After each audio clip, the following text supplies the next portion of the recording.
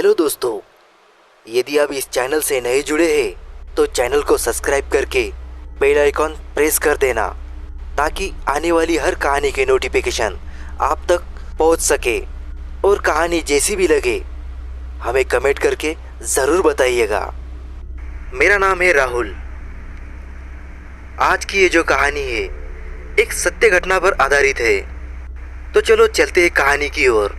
रमेश जो कि एक मजदूरी का काम करता था, एक दिन वो पास के गांव में मजदूरी के लिए गया था। काम खत्म होने के बाद वो शाम के समय अपने घर के लिए चल दिया। पर उस दिन अचानक से बारिश होने के कारण रमेश कुछ देर उसी गांव में रुक गया। फिर जब बारिश बंद हुई तो रमेश वापस अपने घर की ओर चल दिया, मगर तब तक अंधेरा हो चुका था। जल्दी घर पहुंचने के चक्कर में रमेश ने खेतों के बीच बने रास्ते से जाने का निश्चय किया। काफी समय चलने के बाद रमेश अपने गांव के नजदीक आ चुका था। गांव में पहुंचने के लिए एक बगीचे से होके जाना पड़ता था। जैसे ही रमेश उस बगीचे में पहुंचा, वैसे ही उसे एक बच्चे के रोने की आवाज सुनाई दी। यह सब उस भूत का छलावा था। रमेश ने सोचा, इतने रात को इस बगीचे में बच्चा कैसे आ सकता है। उसने बच्चों को ढूंढने के लिए इधर उधर देखा, पर कोई नहीं दिखा।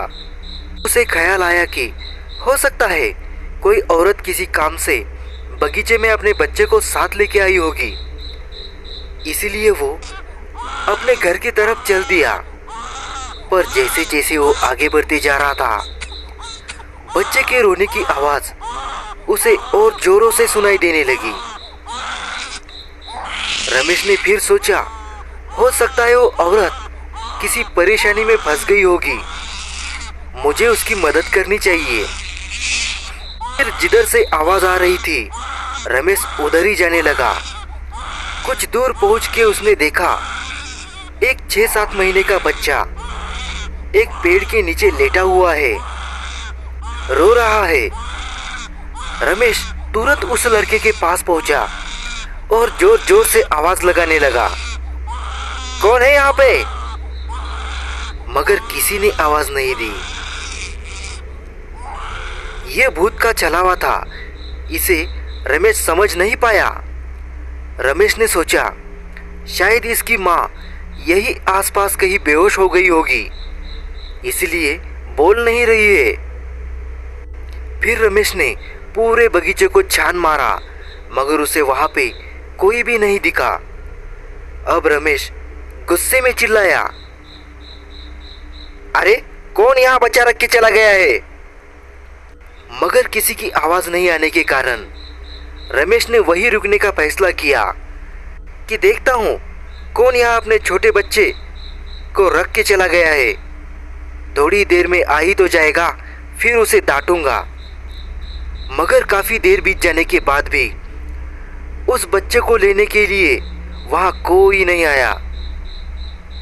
अब रमेश समझ चुका था कि शायद कोई जानबूझ के अपना बच्चा यहाँ पे छोड़ के गया है।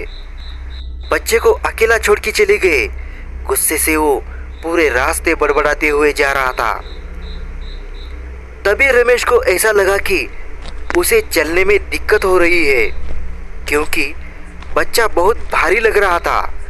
मगर रमेश घर पहुंचने की जल्दी में और तेज चलने लगा कि काफी रात हो चुकी है, जल्दी इस बच्चे को लेके घर पहुंचा जाए। कुछ कदम चलने के बाद रमेश को ऐसा महसूस हुआ जैसे बच्चे का वजन बहुत ही ज्यादा बढ़ चुका है और वो बच्चे को उठा के चल नहीं पा रहा था। जैसे ही रमेश ने बच्चे की तरफ देखा, उस बच्चे की एक आंख बाहर की ओर लटक रही थी और उसके पैर जमीन को टच होने ही वाले थे और बच्चा रमेश को देख के हंस रहा था। रमेश इतना देखते ही डर के मारे उस बच्चे को फेंक दिया। फेंकने के बाद वो बच्चा जमीन पे नहीं गिरा, बल्कि जमीन से थोड़ा ऊपर ही लटकने लगा और जोर जोर से हंसते हुए बोला, क्या हुआ? मुझे अपने घर नहीं ले जाएगा तू? पूछ रहा था ना कि मैं किसका बच्चा हूँ, थोड़ा देर और गोद में रखता, तब तुझे बताता किसका बच्चा हूँ मैं। इतना सुनते ही रमेश वहां से तुरंत भागने लगा और अपने घर पहुंचा। मगर उसने ये बात किसी को नहीं बताई ताकि घर वाले भी ना डर जाए। जैसे तैसे उसने खाना खाया और सोने लगा। अभी रमेश को हल्की नींद लग ही रही थी कि फिर घर के बाहर से उस बच्चे के रोने की आवाज आने लगी। रमेश डर के मारे उठ गया। धीरे धीरे वो आवाज और तेज होने लगी। उसने अपने घर वालों को जगाया और सबको उस घटना के बारे में बताया। फिर उसने कहा वो बच्चा अभी भी घर के बाहर रो रहा है, मगर बच्चे के रोने की आवाज किसी को सुनाई नहीं दे रही थी। वो आवाज बस रमेश को ही आ रही थी। उसके बाद रमेश के घर वालों ने गांव के एक बाबा को बुलाया, जिन्होंने रमेश का इलाज किया और उसके हाथों में धागे बांधे, जिसके बाद रमेश को उस बच्चे के रोने की आवाज आनी बंद हो गई। फिर रमेश उस रात आराम से सो पाया। हमारी और भी डरावनी कहानियां सुनने के लिए स्क्रीन पे जो वीडियो दिख रहा है उसे क्लिक कीजिए और डरावनी कहानियों का मजा लीजिए।